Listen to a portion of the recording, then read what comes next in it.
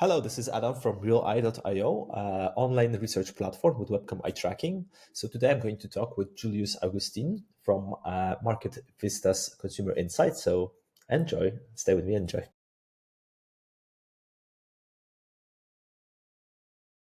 Let me introduce Julius Augustine, Senior Vice President at Market Vista's Consumer Insights with an extensive experience in marketing and brand insights. His career spans significant roles, including vice president at Kantar, where he led the Coca-Cola India account, and associate director and country manager at Acorn Marketing and Research Consultants in Malaysia. Hello, Julius. How are you today? Hi, hi Adam, how are you? All good. Good to have you here with us. So please tell us Same here.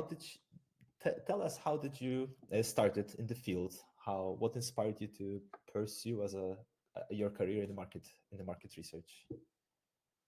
Oh, well, it's been 32 years now in this industry. I've been in this industry for the last 32 years. So I had joined in 1993 as a very young uh, MBA graduate. I was very, I had three things in my sort of my quiver. So I was a math graduate. I did a MBA in marketing. And I also learned a bit of computers.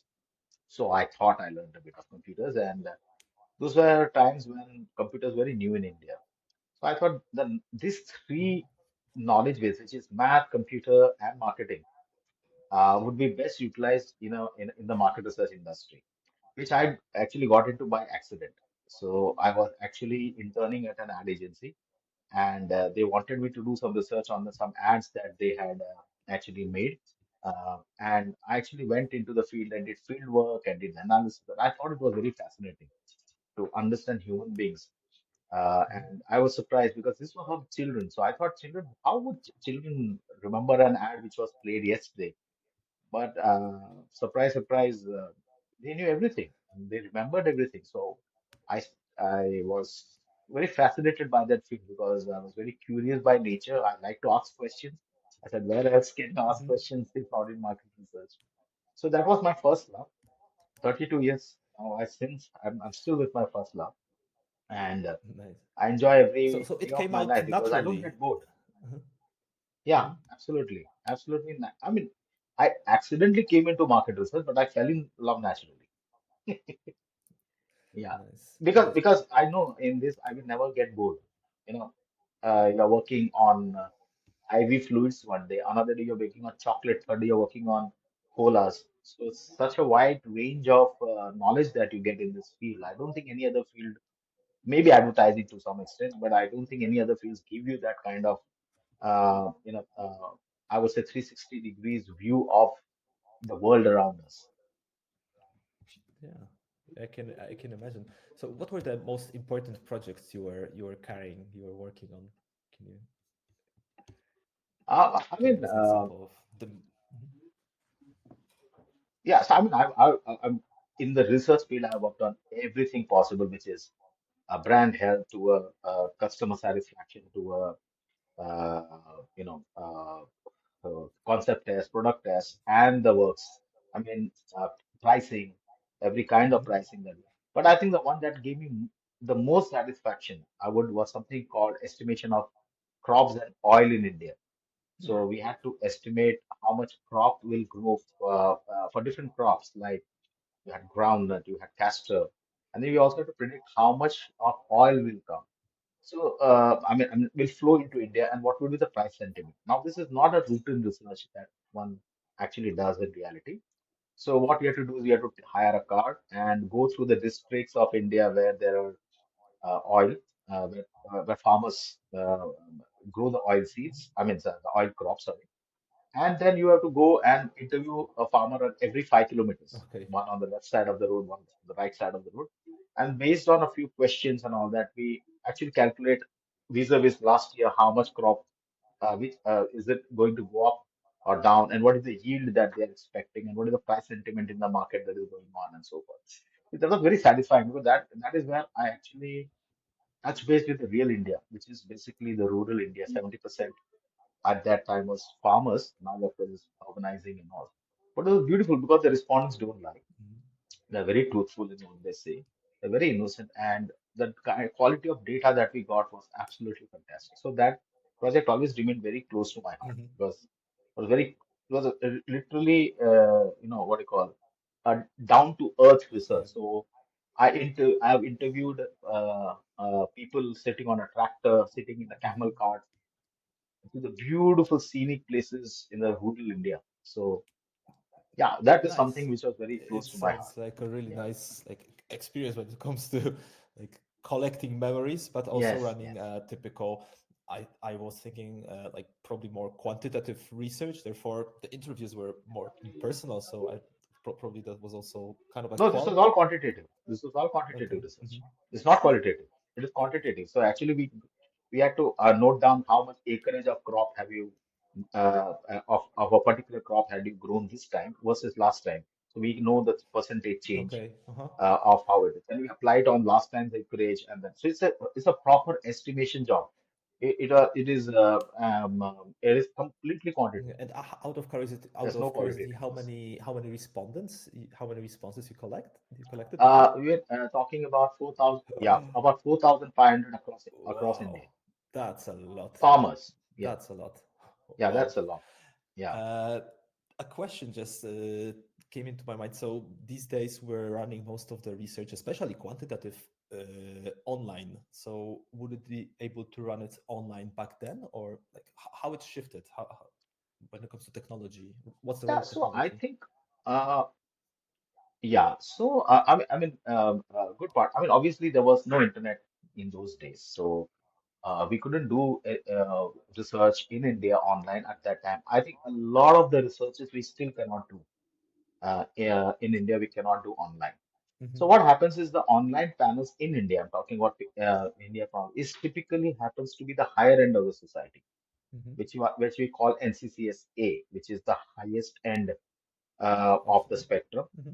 and therefore they would in a metro like let's say Mumbai or Delhi, they would be around 50%, even sometimes higher. But if you look at it as a proportion of whole of India, that would be hardly maybe 20%. Mm. So if you want to do a research on a product which is for the masses, then online is not the right Mm. methodology at this moment in India. It will become in future, but not at this moment. But if you're doing something which is typically a premium product or something like that, it's an online works out very well in Mhm. India.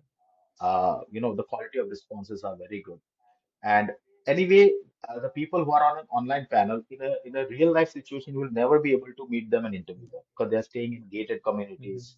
The refusal rates are much I see. higher, and so on. So online, of course, has its own use in India. In fact, we use a lot of online research when it comes to products like insurance, because today, or on mutual funds or anything to do with banking, because today, uh, a lot of us are online. I mean, um even a lower NCCS, for example, today uses Amazon to Mhm. buy stuff. Uh, Internet OTT, over the top apps like Netflix and all that are watched on the Mhm. mobile. And thanks to cricket, that has a mass penetration wherever you have internet. So rural India Mhm. today has a lot more internet than even urban India now, and the potential is way, way, way higher, especially in rural India. So obviously, when they come onto the panels and all that in the future, I think then maybe online may replace face to face, but it's still a long way to Mhm. go at this moment because we can't do very long interviews online. Whereas many of the brand healths are like 30 minutes, 35 Mhm. minutes. Mhm. So, yeah, some of the research is very promising that we see that there's a very promising trend towards online. And especially after COVID, actually, even clients started believing in online, Yeah. that, online works because there are a couple of brand health we could not stop. They said, okay, let's try online, but we did warn them that for example, the average brand awareness of people who are online will be much higher than the normal population in India. So as long as we look at the trends, relative trends, I think at least from a business decision making, we will not go wrong. So a lot of things worked after pandemic, and we shifted to online research, and it worked out Actually, very my, well. my question was about the changes in consumer behavior when it comes to like media Right. consumption, different channels, different shopping behavior. What you just described about shopping online previously, but and especially after COVID. Yeah. Yeah. So it is all happening, and definitely you just provide me with an answer that it is Absolutely. total shift. In, Yeah. In fact, in payment systems, it was one of the biggest disruptions that happened was in payment Mhm. systems. One of the I mean, India is a very cash-oriented economy. I mean, people spend cash. But then we have something called UPI, which is called the United Payments Mhm. Interface. And you just have a QR code and you point at the QR code and you can pay. And the money goes from my bank to, Uh-huh. say, your bank. So India was the first to launch it in the world. And I think now countries like Indonesia, Singapore, and all are still launching those payment systems. So today, for example, 80% of India actually uses Wow. UPI payments. So even the small street vendor on the road who's selling in a cart, he also takes now payments through UPI. So I think that was a huge revolution because during the pandemic, when you couldn't go anywhere and you couldn't give cash to somebody because people didn't Yeah. like, Mhm. the thing, we already had a That's system amazing. Wow. ready to take over, and it Mhm. literally took over. So we don't need to spend with credit cards or online bank. It's just your phone. All you need is your phone, and everything is That's done. amazing. Like this shift happened. I know like a very nice story about like telecommunication. For instance, like in Africa, there was never a proper on ground telecommunication, and they kind of like skipped the part of offline, not only online, like on the ground communication. They instantly moved to the cell Ground phones. communication. So they kind of like they were not following all the Absolutely. steps. They took a shortcut, and that's amazing. Like what you described is like a shortcut for the Well, payments. that's exactly what happened in Yeah, that's exactly what happened in the mobile market in India. So, because it's difficult to reach the rural, cabling the rural class and other, but because of the Mhm. cell phones and the internet, even the remotest part of India could actually get connected on the internet. So when you get connected on the internet, they watch YouTube, they watch OTT. Now everything is at the palm. I mean, something they never expected, and therefore the vision has become more global for them. It was restricted to their village, restricted to their Mhm. locality, but no more. Now they can look at what the world has. So the aspirations Yeah, have yeah, increased. that makes total sense. This openness for there's no limits just for the local solutions, local inventions. Like that's very interesting. Yep. Julius, can you tell me more about areas of market research? I know that you've been doing everything in your career. So, what are the today's trends where the market research is applied at the highest scale? What types of research is taking the most out of it? I think in India, I can tell you there are a lot of again, pandemic was one of the I would say reasons, but also a lot of startups are Hmm. coming in India. Startup companies are coming in India, and very young Hmm. entrepreneurs, and they want to do research but don't want to spend a lot. Okay. Yeah, because they're starting up. They're still waiting for funding because they want to take the research for funding and so on and so forth. However, that gives us, some what do you call thought for creativity. As in, how can we do the same kind of research? May not be the perfect 100% purist research that one would want to do, but it's fine. So therefore, there are challenges that come to us is, kind of research. For example, somebody wants to brand Hmm. eggs and sell, or somebody wants to start a what do you call that D2C company, direct to consumer company selling, let's Hmm. say, cosmetics. And how do we reach the consumers, whether the consumers will like them or not? So, I mean, the areas of research have become very different compared to earlier time when it was traditional FMCG goods. So today, for example, somebody is talking about uh, a new product which will help people tie a bag with weights on their body and Hmm. Hmm. exercise. so you Hmm. can lose weight. Like, so all these things were never heard of. We never heard of these things. But today, a lot of people are going into innovative businesses, therefore needing innovative research as well. Kind of, this thing. So these are not very large researches, but quick researches. And are talking to a smaller set of people, bringing the concept to the consumer, and make decisions very fast. Interesting. So it's like a like there's this methodology of lean startup of running fast changing Yes, approach. yes, So the market research is used for being lean. And what about the yes, more traditional approach, yes, like yes. FMCG products and like big brands? What are there still running like constant research for their Yeah, products? New. they are absolutely, absolutely. The research is still going on constantly. There were some stop Hmm. during the pandemic, but that was it. After that, they've in fact gone hammer and tongs, and they have started launching newer products. So a lot of products, Hmm. product concept tests have been happening since the pandemic. Uh, Whatever budgets possibly they saved, they said, okay, let's go all out now and launch newer and newer products. And a lot of advertising testing was always traditionally done. And in India, I'm not sure whether you know, but all the work that Canada did when I was with Coke, everything was done with facial Hmm. coding. Okay, so today there are suppliers today who actually give eye tracking and facial Hmm. coding together. So it is I not know just one. either facial coding Hmm. or so there are people who actually now give both the services together. But that is the kind of research I hope will become Hmm. bigger and bigger because those are expensive. Still, in India is one of the I would say lowest uh, cost cost of Hmm. research country compared to even countries like Malaysia or Indonesia or Thailand, which are in really the similar rate of growth. But the research, the per CPI, what do you call it, the cost per interview is still one of the lowest. I think India is one Hmm. of the lowest. Still. It's even lower than Oh. Bangladesh and Pakistan sometimes, which is ridiculous.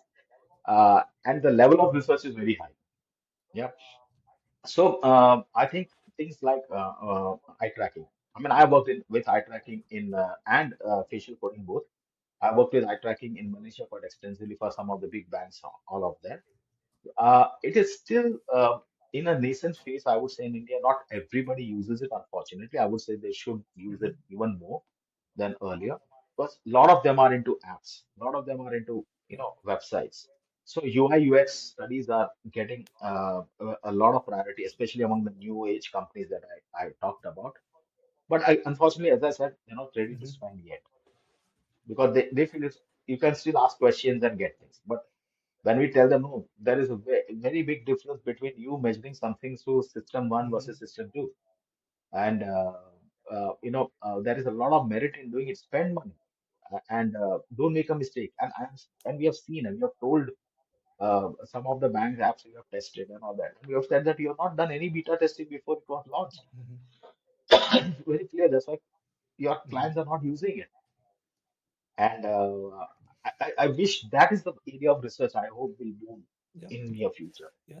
Hopefully, like it's all like when they realize that it's a kind of like wasting money not to test the product before launch, not to have these focus groups, Absolutely. not to test them in any way, quant, whatever, will make them burn cash by just, I don't know, producing something that people don't know how to use. Then probably this money will be shifted to run the Absolutely. research. Even though the tools I represent, really like the company for running online eye tracking research. So there are shifts in how to get the data. So it's not tied to labs anymore. You can do it online and so on and so on. So hopefully Right. it's going to be like transition to actually run the pre-tests. Uh, mhm. I mean, No, sorry. please go ahead. Mhm. Yeah, yeah, you see. Yeah. So I was saying it's like one of the, I would say one of the innovative uses that we had done was we used the eye tracker for a very famous chain, I Mhm. mean, fast food chain, that they wanted to Mhm. change the menu. They felt that the queues were actually getting longer and longer because people were standing at the counter and trying to decide, and they thought the menu was so complicated that they were not able to decide fast, and therefore the queuing was very long. So the actual service levels were very low. So they wanted to test out Hmm. new simpler menu. So in the they had what do you call a few what do you call Okay. control outlets in different parts of the country, and then the people were wearing that eyeglasses. Those Hmm. were the times, you had those eyeglasses and you had to wear. So it notes where your eye moves on the menu board. And of course, it was followed by a Hmm. question answer session. And then somebody also observed from the time the person got into the queue, person got at the counter, and and making the order. I mean, sorry, giving the order, how much time was being taken. And then after testing for a few days, the newer Uh-huh. one was bought in, and the same thing was tested. And it was very clear that the Okay. new ones were working. And you could see that the average eye movement and average time, everything was much faster. Decision making was happening much faster and all. So I thought there are very innovative uses of Hmm. technology. It is just that somebody has to recognize the right, uh, That's right. methodology for the right Yeah. purpose, and the client actually realizes Hmm. that it is Yeah, really yeah, worth it. definitely. I totally agree with you that you need to know where to look for the answers. So it's not straightforward that we want to have more Absolutely. Yeah. customers. Hey, let's see whether people are not spending too much time on choosing the menu. So that was like a researcher had to take this Correct. step forward and think, investigate what can be the Yeah. potential issue. And that's pretty cool that that was actually the Absolutely. time to making an order due to not well designed menu. Very nice sample. And it worked. And it worked because then the test worked. They Mhm. said the new menus are working much better. They replaced in all their Amazing. 400 plus Very nice outlets. example. Julius, one last question. Actually, one and a half last question. Few words about the AI in market research. Are you using it already somehow to help you with data processing? If you can elaborate just in few words, what's your take on? Uh, we have tried it. It has worked in qualitative research Uh more huh. than Yeah. quantitative research, especially when you put transcripts inside, and then you Hmm. try to make sense of it. Yeah, it works like that. In quantitative, I have also used it, uh, uh, where we have open-end answers. Why do Hmm. people behave in a certain manner? We ask them to write. It beautifully summarizes it. Okay, it beautifully summarizes it, but it cannot be used on a mass scale as Hmm. yet at this moment. That's what I at least feel, until we uh, see a very specific purpose and use of AI. Otherwise, it's just for the sake of using AI, we use AI. It's not Yeah, really just like with adding AI value to the tracking, you just research. It has have to to add know value to where the to use research. it, what it should help you with. Yeah, Yes, yes, absolutely. Otherwise, it's no point saying that use it for of the course, sake of using. of course. You know. So I think it is yet in again in India. It is yet there has to be. I mean, there is that it is developing, but I won't say it is something that is being used by Hmm. everybody. No, Hmm. at this Okay, moment. No. thanks for that. And the last one, what's your advice to the new researchers? So some of our audience are is going to for sure are going to be students who are perhaps seeking for their first job in market research. What advice would you give to someone who is just starting a career in market research industry? Yeah, I think Hmm. couple of advices. Okay, first of all, you need a lot Hmm. of common sense to do the market research, not fancy degrees. You need a lot of common sense, and unfortunately, that is not very common. So that is one. Second thing is you need a lot of patience and tenacity. It's very easy to get frustrated in research because you don't get the Hmm. results that you're expecting. Especially in India, like the fieldwork will go haywire. There will be people who don't feel question as properly. Therefore, your analysis doesn't make any sense. Clients don't want to pay you. So all these are battles that you will have to fight. But you have to be tenacious. You have to be at it, and things work out. Third thing, you have to be a very curious person. Hmm. Otherwise, you should not join market research. Have to have, you should love questioning things. You should love questioning people. I mean, I say questioning not in the interrogation kind of a question, but I'm saying Hmm. inquisitiveness kind of a questions. So for me, for example, I my market research is not just in office. So when I go out and I ask the shopkeeper is trying to push me one product when I am asking for another, I said, why you think this is much better? Okay, So I okay. still do market research at that time. So it becomes a way of life. It becomes a way of life rather than rather than a job. So I don't see this as a job. So if you like that, you like talking to people, you like asking questions, you like what do you call knowing why Hmm. people behave in a certain way, why people are doing it. I think you that's the kind of profile you need for market research. If you are that kind of it, please join market research. You'll never be bored for a single Thanks. moment That's of a your very life. nice insight. Like that makes a lot of sense. If you're questioning why this, not that, why this product, not the other, all the time. And to be honest, I find myself sometimes questioning all these little things in my head. So perhaps I could definitely or hopefully evolve my career into market research. Then thanks for Absolutely. sharing that insight. That that's pretty interesting. Uh, Actually, as when we were kids, we asked our parents, why is this like this? Why is the rainbow like this? Why? But as we grow up, we lose that that curiosity element. And I mean, mhm. that's why, I mean, Steve Jobs was very right. Say, stay foolish, stay curious. This is the very reason. I mean, otherwise, there's no purpose to life, right? Nice. So stay So, hungry. so there has to be a purpose for marketing. Yeah, stay hungry, stay Yeah. foolish. So when we said stay hungry means Yeah. always ask for Mhm. more. Don't be satisfied with what you have. Mhm. It's the same with market research. I mean, you have to be foolish. You have to stay hungry. I mean, I thought he should have would have more. I think the most apt for market researcher than any other Yeah. profession. Pretty interesting. But if otherwise, I would say don't join market research if you think it's a nine to Hmm. five job. No, it's not. It's going to be a way of Hmm. your life. If you enjoy that, really, you will actually never be bored in your Super. entire life. I can tell you, I've 32 years. I'll complete this May. I've never been bored in a single moment Nice. of my life. Wow. That's I mean, which job gives yeah. you that? That's amazing. That's amazing. And congrats on finding your your why, your place to be. Super interesting interview. Thanks so much, Julius. So for those who are starting, stay Thank you. hungry, ask questions, be pursuit for the answers. Thanks, Julius, again. I hope you enjoyed the interview. I'm talking to the viewers as Yes, well yes, and to Adam. you, I did Julius, as enjoy. well. So thanks, and well, hopefully see you Thanks, Adam. see you soon, and bye bye. Okay. Have a See good you, day, Adam. Julius. Bye. Thanks.